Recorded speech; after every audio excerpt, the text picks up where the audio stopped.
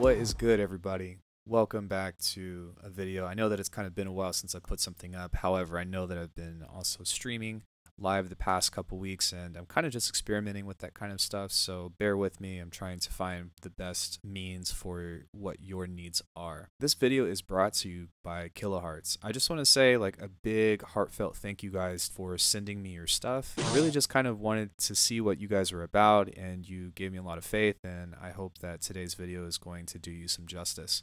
Today is going to be a in-depth quote-unquote review of not only Phaseplant but also MultiPass, their flagship kind of software. And I'm not really going to talk about the components factor other than how they necessarily apply within the hosts themselves. But we're going to talk about the good, we're going to talk about the bad, and I'm going to cover as much as I can. I have a demo song for you that I'm going to play in just a second. Now, the number one question that is probably asked around here is Phaseplant the serum killer? No. Is Phaseplant something that is very unique and deserves a spot in your arsenal? Absolutely. MultiPass as well. And this video, like I said, is going to show you why. And without further ado, let's go ahead and play the demo and see what Phaseplant and MultiPass is all about. Sorry, I had to freeze all the tracks to keep the audio from stuttering. So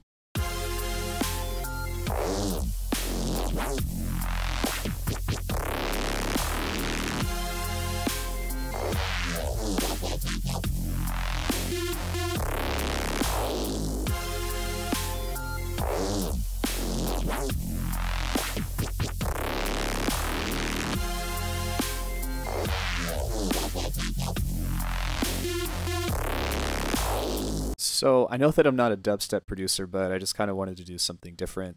I feel like the people that watch this video are more so going to be into this kind of music, and those are kind of the target audience that I'm kind of aiming this video for.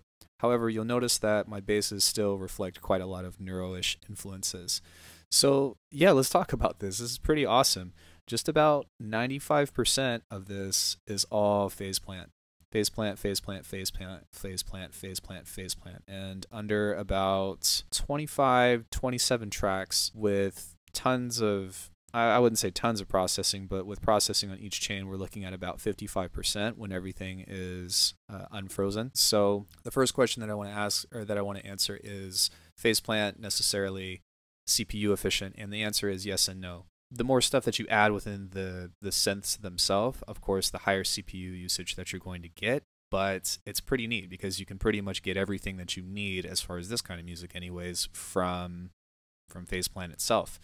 The kick and snare are primarily presets from the initial library, which we'll talk about again in a second, but I did some extra smaller processing to them, but they sound really good, especially from just a kick and snare. There's not really any EQing or anything going on with them, which sounds pretty darn good. There's a snare in particular in the library that I really like. It's called the punchy metal snare, so if you have Phaseplant and you haven't seen that already, then be sure to check that out. Nothing is absolute presets on here, so I had to do a little bit of tweaking to fit the needs of everything that I had, but the basses on here are all pretty much completely from scratch. So this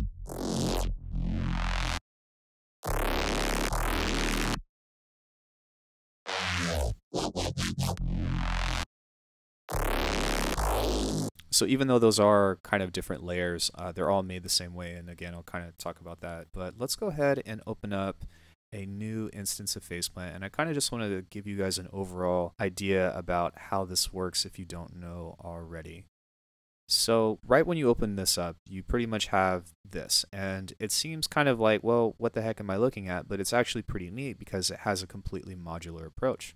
Generally right here in this area, it has this little name, generators, and then on here it has the effects, and then it has modulations. So the generator goes into the effects, and then the modulation can, or the modulators can affect anything that's within these panels.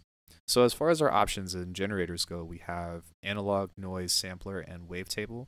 You can customize your own wavetables if you like via the wavetable editor, and you can also drag and drop, and you can also import tables from other synths. So everything that I have from Serum is applicable within this. This is set to an output over a group, which means that the source is going to need an output in order for it to generate sound. So if I delete this and try to play a note, then it's not going to do much. If I set this to an output, then you'll see right here the routing goes that it's going to go into the output and into lane 1. It works. I just didn't have it working. Great. So there's tons of things that you can look at here. We have our frames, we have our unison, which by the way is incredible. The band limit kind of smooths out your wavetables, if you notice here, which is pretty awesome. And then over here, we basically have different things that we can use to modulate either the pitch, the phase, and then also this is kind of like the volume. This is semitone and sense. This is harmonic, which is kind of similar, but more so in a hertz type of way if you've ever messed with FM8. There's a shift, and then there's also automating the phase. And one thing that I really like about Phaseplant is that most of the time, it's all visual, so you can see how everything is shifting. For example, if I were to go into a distortion unit and place this in here, as I move this, then you'll notice that this is actually what we're looking at here. So this would be there. But you'll see that as I make changes, that the distortion unit will go as well. And I guess that the food chain of effects is that the lowest thing that's right before the output is what the actual sound will look like. To kind of test that theory, we can go into another wavetable and we can FM this. And you'll start to see that that is what's being affected more so than anything. So it's really cool. So speaking of FM, this is one area that Phaseplant really shines, because what you have the ability to do is pretty much FM or RM or AM just about anything. So you can basically click on one of the plus parameters that are green and sometimes orange with the modulators and basically turn anything and everything that you want, and you'll see that you just get absolute madness, which is pretty wonderful. That's probably not going to sound great, so I'm going to start this over. The other cool thing is that you can have multiple generators and multiple groups at once. So if I want to have something that's theoretically frequency split but all the same thing, I can create an analog with an output and do this multiple times through here, and then have whatever I want routed via the send to lanes. So this one can go to lane 1, this one can go to lane 2, and this one can go to lane 3. And then you can set these to go to master, master, and then master. So theoretically you can do whatever to this one, to this one, to this one. So the routing capabilities are absolutely phenomenal. And this is just scratching the surface, to be honest. So it's so freaking cool. Aside from the unison tab, we can also do a unison on the overall output of the sound, which is pretty cool. And you can basically stack on stack on stack on stack if you want to, which I don't know the number cap, but it's an absolute monster, and it's really fun to just mess around with. You have all of your basic needs here, which is your polyphony, and then like if you want to do pitch gliding with mono and all that stuff, and then that would basically route into your effects. So let's go ahead and actually pull up a different kind of patch. I'm not going to go through these presets because I don't want to, or for one, I don't want to spoil them for you, but two, it's not really why I'm here to tell you about presets. I just want to kind of give you an idea about what a typical patch would look like. And I'll show you some of mine that I made as well, but bear with me. Within something like this, you can see that there's tons of modulation within this that are, tons of FM and RM that's happening within this with the shift and the phase, and it's all kind of really neat. I don't know what this is going to sound like, but let's give it a test. And anytime that there's any movement within the waveform themselves, you'll notice that this moves as well, which is pretty neat. On here, within lanes 1, 2, and 3, you have pretty much an unlimited amount of effects as far as sheer number goes. And speaking of, these are all the available effects that you have. It's so cool. It is so cool. And all of these are fantastic effects. I generally have a few that I pick in particular, but it all kind of depends on what the sound needs. And it really is designed to help you with just about almost anything that you need. There's a couple of exceptions, but it's more so talking about the features that it has. Over here on the modulations tab, we have our envelopes, we have velocity things that we can affect, and all of these different options to change and shape the sound. There is a custom LFO editor, although it is a bit wonky. And we'll talk about more about that in a little bit when we talk about some of the feedback that I have for this. But it's definitely available, and you can absolutely do it. And when you click the orange button, you'll see anything and everything that can be modulated. And I don't think that there's any limit to what you can do. You also have 8 macros and a mod wheel, so if you have something like a filter that you want to mess with, or you have a mod wheel, you'll notice that it changes in real time, which, like I said, is just an absolute monster. The filter types kind of range from your standard ones, from a low pass, band, high, notch, shelf, bell, and high shelf. But there's also a couple of other ones like the formant filter, which is pretty cool, which is very reminiscent to the WoW Filter 2. I say WoW Filter 2 because I have WoW Filter 2, but it could be any WoW filter for that matter. One particular effect that I absolutely love is the Bit Crusher. It sounds so good in my opinion.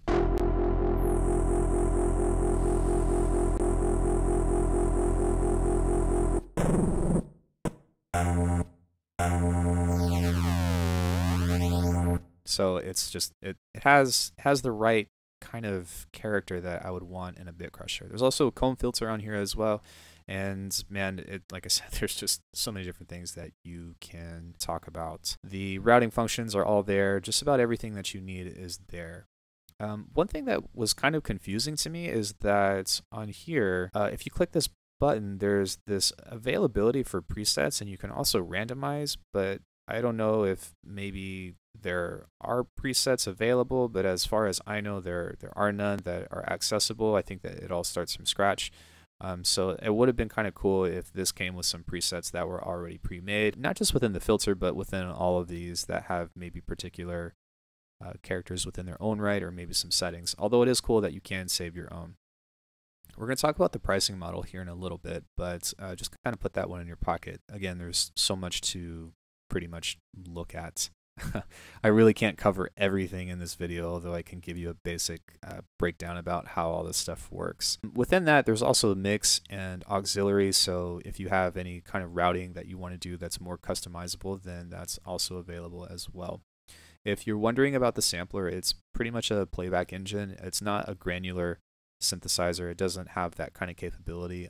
There's also no additive synthesis within this, but the sampler is more than sufficient and has a fantastic playback engine that you can manipulate and then also use to send to other, to FM to other things. As far as your looping goes, you have off, infinite, sustain, ping pong, and reverse. Typically with anything, I'd probably go here and then it would play from this beginning and then kind of move back and forth with this. And I don't know why, but it's just a lot easier to mess with as opposed to something like Ableton Sampler or whatever. Maybe it's the visual aspect of it, but it's just a lot easier. So yeah, every kind of component that is within this has the full feature thing. And I guess I bring that up because some of these effects are more so of like a deeper thing. So like Slice EQ, for example, has the full feature. You have to click on the window and you can basically do whatever you like. And this kind of comes down to something that is a little bit of an issue for me, because I would like to be able to automate things outside of the DAW. Let's say I have a notch filter, right? And I want to basically control this with an external source. I can't do that within Ableton itself. I'd have to assign this to a macro instead, like so that way I can get this to come up on here to be able to control. So I understand like how complex that might be, but that's just kind of a wish list. And speaking of, the other thing that's a really big deal for me is you can't play notes or push play with your QWERTY keyboard while you're manipulating this. So you have to have some kind of, you either have to loop it or you have to have some kind of MIDI keyboard in order to be able to manipulate this in real time. And that's just kind of one of those minor annoyances. The other thing is that as far as the hertz goes and the speed goes, you can only go down to 0.10 hertz. That is in relevance to, that you can only go down into 0.10 or 0.10 hertz. So I wish that there was a feature that you can go even slower than that. There is a workaround to that, but I can talk about that in a different video, but it's just kind of one of those things. As far as wishes go, with Phaseplant itself, we'll talk about MultiPass next because it's very similar in the way that this is all done, is more so with the fact that I wish, apart from what I just mentioned, I wish that there were more filter types, because that's one of the biggest differences between Serum and Phaseplant is that Serum has way more filter types.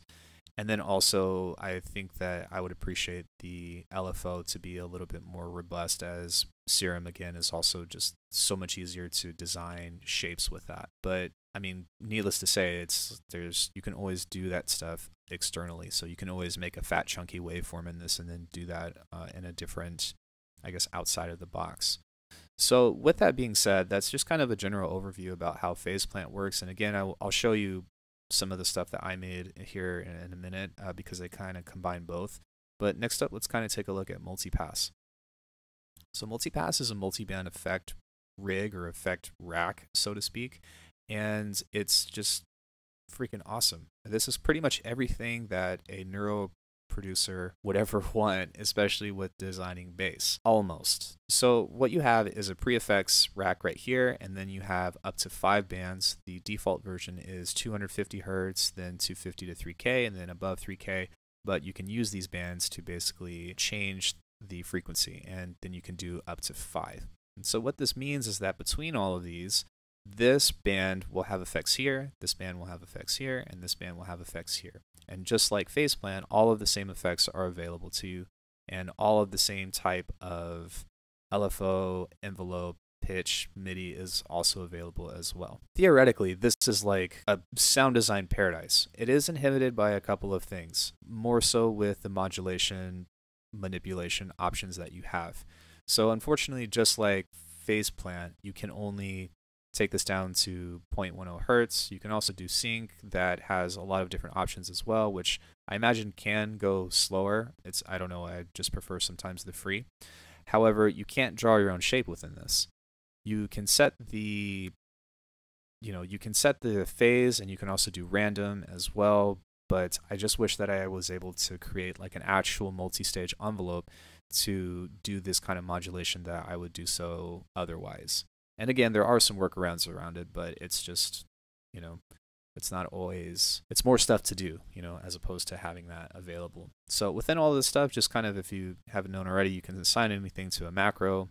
You have 2 envelopes, 2 LFOs. Here's your pitch that you can set to basically do like key tracking, which is pretty neat. You can set different MIDI, so velocity, pressure, and notes.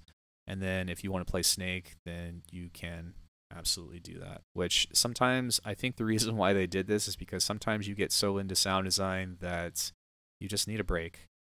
I'm not very good at this game. I'll stick to Smash Bros. Anyways, yeah, but it's pretty neat. So just, it's so cool to be able to have the control to put, some kind of filter on this, like a filter. Actually, let me just copy this, like this, like this. And if you know anything about frequency splitting, then this is a very common thing that you can use, where you can basically automate all of these together via LFO or envelope 1. And then you can do even more on this side and even more on this side. So you can theoretically pump a distortion through this, like this, and then pump a distortion on this as well. Distortion, compression. And let's say you only wanted to add some kind of chorus to the top end. Well, only this band is going to be affected. But it's also super cool because the LFOs and the modulation sources can also automate the band frequencies, which is just absolutely crazy. So literally, like, one of the only things that's keeping the MultiPass from being like my one-all, be-all is the filter types, and then also the ability to, or lack of ability to, create multi-stage envelopes. Otherwise, this would be it. This would be the only thing that you would probably ever have to buy again. Yeah, some highlights of kind of all this stuff is that the effects all sound great, the filters are great, all that stuff, and the synthesis options are just out of this world compared to anything else all in one box. It is kind of competing, so to speak, with Falcon 2, but I don't think that Falcon 2 is something that people are necessarily aware of. But in terms of Serum, it's not the same, it's just different.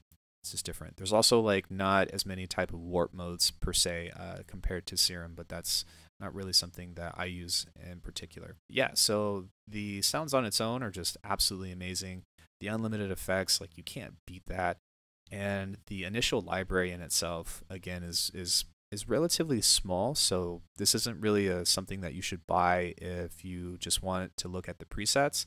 But it is really cool to kind of give you an idea about what you can do, and then kind of look at the patches and all that stuff. And some people that you may know on YouTube, like Artifacts, I think Venus Theory has a couple of patches as well, which is really cool. Look, there's Protostar.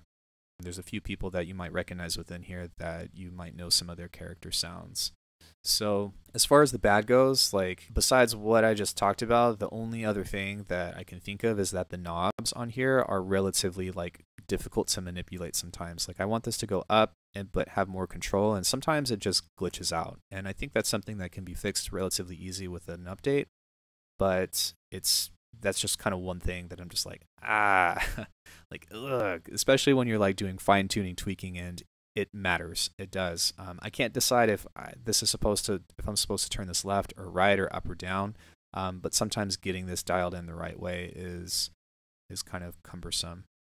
But yeah, with all that being said, MultiPass and Phaseplant are some of my favorite things to use. Every time I open up these things, I'm constantly surprised and constantly just kind of taken away by how much you can do with these two things, even just one of them. Because theoretically you can do most of the same stuff in MultiPass as Phaseplant, but it's just cool that you have the ability to, replace this with Serum or your other favorite synth in order to do that. But man, like the abilities and the sound design capabilities that you have are just phenomenal. Let's look at a patch that I made, and the reason why I'm not going to show you all of these is because they're all pretty much the same thing, just with different automation and different things have been tweaked. So that's a pretty cool one. This is what a typical patch looks like for me. So I basically have a detune oscillator that is being FM'd by a wavetable. And the wavetable can be pretty much anything, but I try to stick to more simple waveforms. And this bass right here, let me turn this off, and then let me make sure that this will play. This is just a bass that I've pulled out from my own library that I made. I think it's actually the first Phaseplant bass that I made on YouTube a couple months back. But it's just kind of serving as a top end and then also applying some FM over here. But if you look at this, we have some distortion and then just some notch filtering with a low pass on the end. And then we turn this on. So now that we have that, we look at MultiPass, which is obviously doing a lot more, but it's not that complicated, I promise. So we have some distortion going into the beginning. We have a filter on the low, a band pass on the middle, and a high pass filter right here. And then also these are being automated as well. And then under these, like, oh man, the organization of this is just amazing. We have some stereo on the low, some phaser, some chorus on the high, and a 3-band EQ. And then these are all just kind of moving around to create a complex.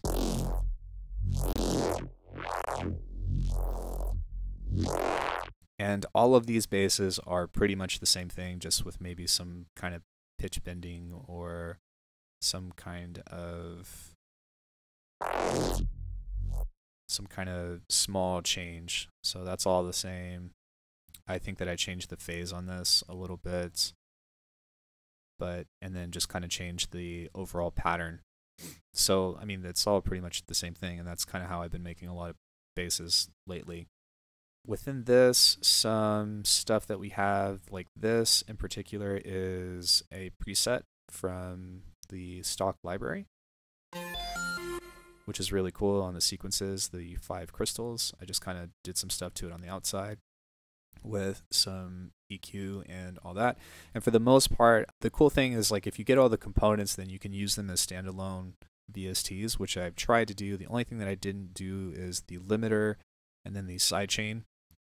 And then I've also may have added some kind of OTT or something, but I haven't used any other third-party, just kind of double checking. I haven't used any other third-party synths or anything to make this. But yeah, it's pretty incredible. This is the long hats or sorry, I call it long hats, but it's also just a preset from from the drums section, which is hi-hat 1. I believe that the short hat is also a copied section, just shorter decay, I think. Yeah, just a shorter decay. So we listen to this.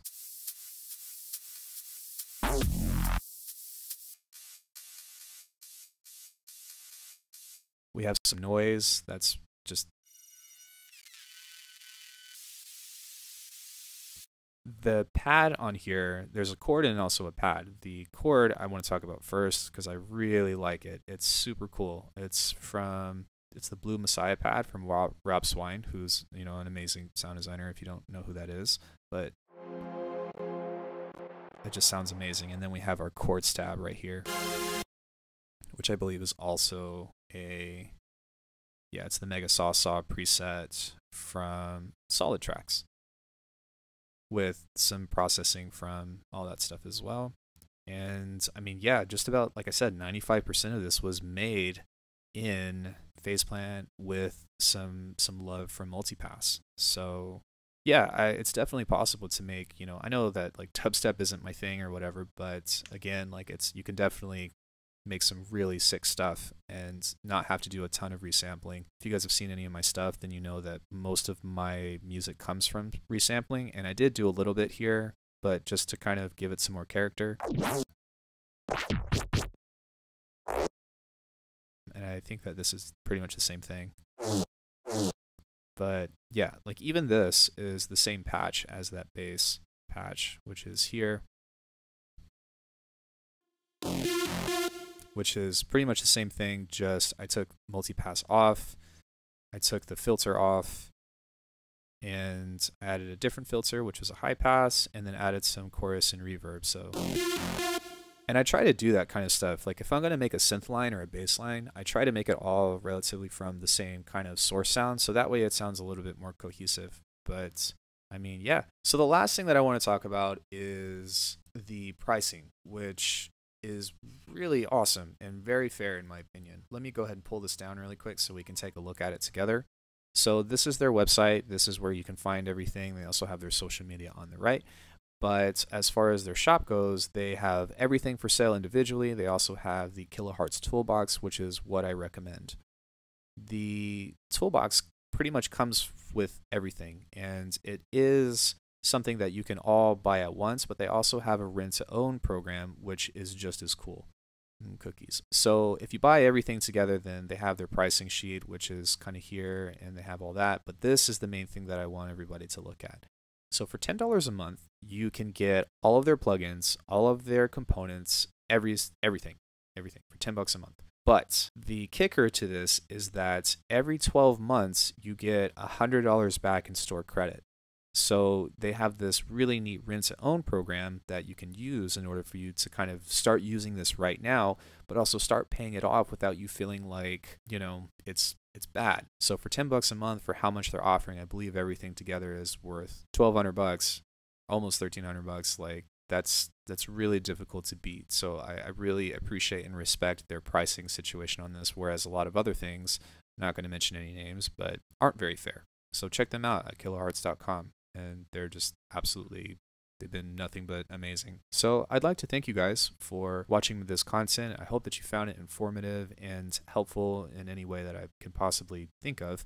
I know that I didn't cover everything, and if there's something that you wanted me to look at that I may or may not have missed, then feel free to send me a message or leave it in the comment section. But yeah, that's about it for me. I'd like to invite you guys to check out the Discord at the Fox Den. I believe that Kilohearts also has their own Discord, as I was just looking at, so go look them up. And, you know, if you guys like this stuff, then check out my Patreon. That's where this project file will be. I won't bounce anything out because I pretty much did this all maybe within a couple hours. But you can snag this on Patreon if you like. Give me a subscription, all that stuff. You know how that goes. But thank you guys so much. You guys are freaking awesome. And I really appreciate it. Kilohearts, thank you guys again for giving me some faith. Hopefully I did you guys some justice on this review. And happy producing.